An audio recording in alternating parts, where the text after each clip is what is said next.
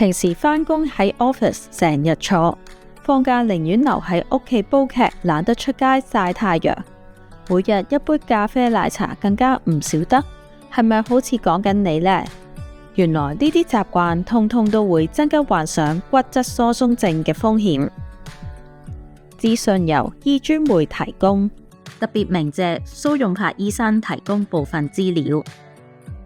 骨質疏鬆症好多時係冇明顯嘅症狀，唔好以為老人家先有骨質疏鬆症。質素好嘅骨頭就好似錢罌咁儲存骨質。成年人一般喺25至30歲係骨質密度嘅高峰期，到30歲之後就會見頂，骨質會開始走下坡。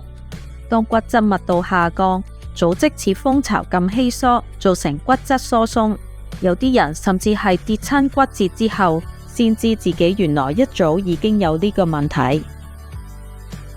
如果30歲之後冇好好儲存骨質，之後隨住年齡嘅增長同埋其他因素，骨頭嘅存款就會每10年慢慢流失。根據資料顯示，香港65歲或者以上嘅女性，足足有45%患上骨質疏鬆症。骨質疏鬆最可怕係容易導致骨折，最常見嘅骨折部位就係髖關節、脊椎同埋手腕。除咗會帶嚟劇痛，仲可能損害自理同埋活動能力。尤其髖關節嘅骨折更加嚴重，當中有接近20%嘅患者喺斷骨之後1年內死亡㗎。骨質疏鬆較常出現喺女性，主要病因除咗年齡增長、荷爾蒙轉變，例如停經導致，仲有可以由以下嘅因素引起骨質疏鬆症，包括有天生體型瘦小過輕，有不良嘅生活習慣，例如吸煙飲酒，飲食上攝取鈣質同埋維他命 D 不足，極少做負重運動，本身患有內分泌疾病或者免疫系統疾病，長期服用類固醇等藥物抑制鈣質吸收，家族有骨質疏鬆症病史，符合以上嘅因素都係高危一族。想初步評估嘅話，可以嘗試背靠牆企。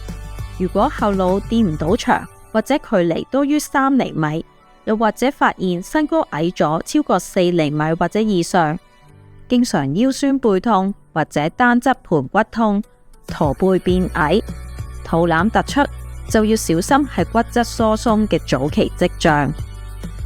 要準確診斷係咪患上骨質疏鬆症，醫生會檢查患者嘅骨質密度，例如骨質密度超聲波檢查。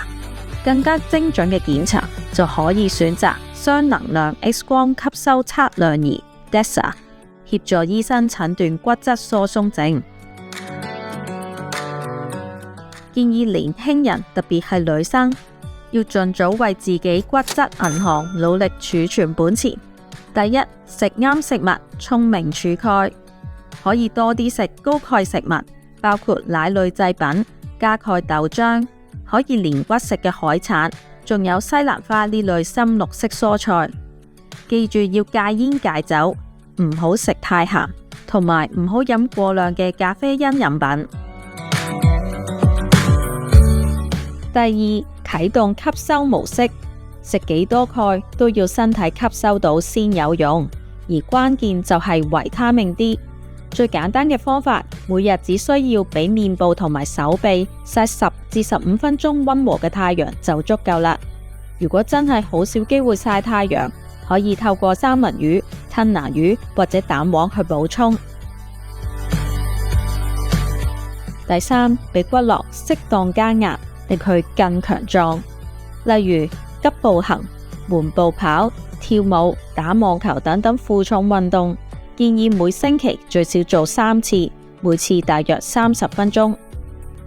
唔好俾藉口自己啦，不如週末去戶外行山跑步，既可以強健骨骼，又可以曬太陽補充維他命 D， 一舉兩得，預防骨質疏鬆症。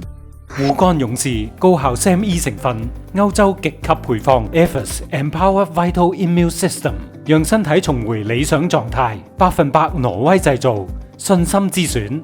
全系列產品於官方網站 HKTV Mall 有售。想睇更多醫專會製作嘅影片，就即刻 Like、Share 同埋 Subscribe 我哋嘅頻道啦！